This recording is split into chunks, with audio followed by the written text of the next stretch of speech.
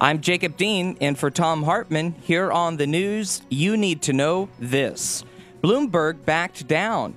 A showdown between Occupy Wall Street and the New York Police Department was averted this morning when Mayor Michael Bloomberg and the property owners of the public park, where the demonstrators have been camped out for 4 weeks now, delayed their plans to have the park cleared and cleaned up. On Wednesday, Bloomberg notified demonstrators they had to vacate the premise by 7 a.m. this morning or face arrest. But instead of leaving, demonstrators who feared that this may be a ploy to break up the occupation spent all of Thursday cleaning up the park themselves, then locked arm in arm and surrounded the park this morning, daring the city to arrest them. Ultimately, no police action was taken.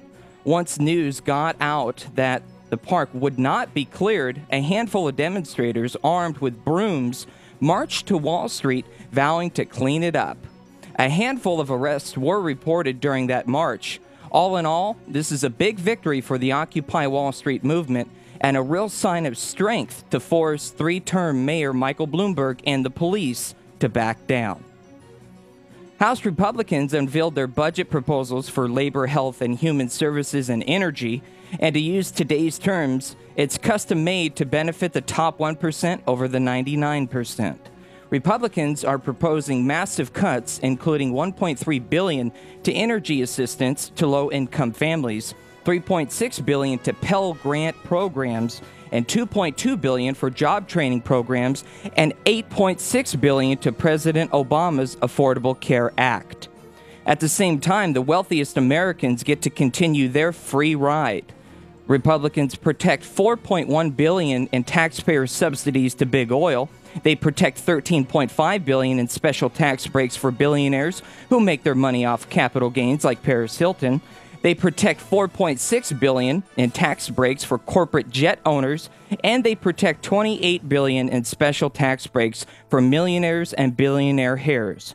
The Republican Party is bringing this nation closer and closer to feudalism. In the best of the rest of the news, House Democrats put forward what sort of deficit reduction measures they'd like to see come out of the Super Committee Gang of 12 yesterday. Their suggestions include $1.2 trillion in budget cuts, plus letting the Bush tax cuts expire for the wealthy Americans and cutting off expensive taxpayer subsidies to transnational oil corporations. Of course, any sort of tax increase violates the Grover Norquist pledge that nearly every Republican signed on to, so it's extremely unlikely that any plan is going to come out of the Gang of 12 that includes some sort of revenue raisers will draw any support from Republicans.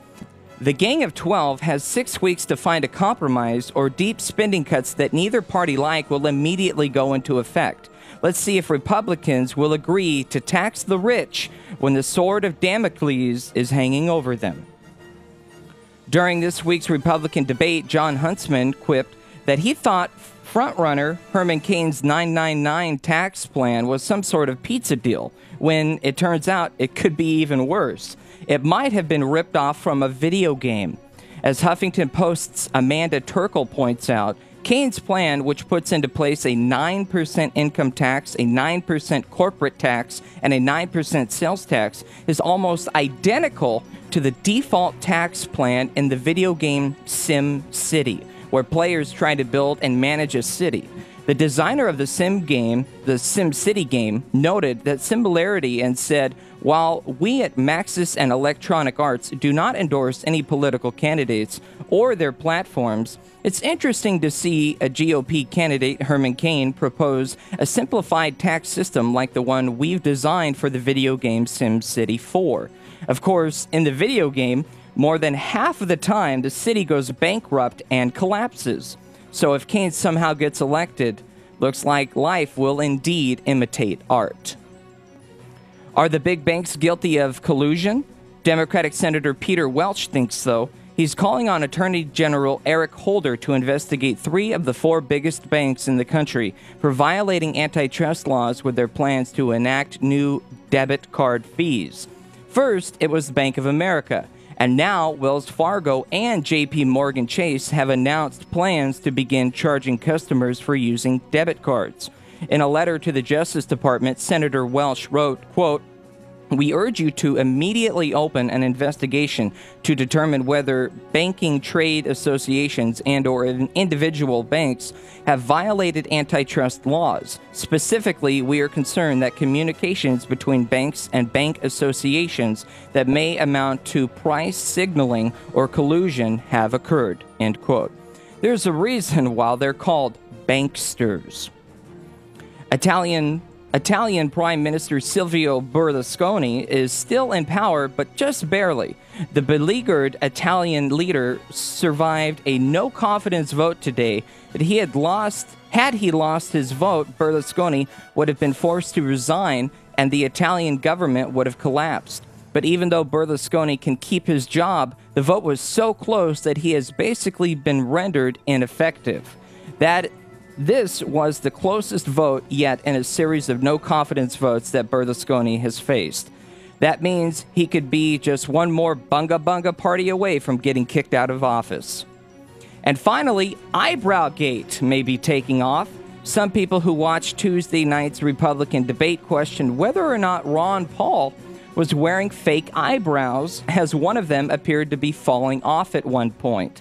The Paul campaign has now responded to the allegations, calling them, quote, stupid, and said that Paul was instead suffering from allergies. Allergies that, I guess, make your eyebrows fall off.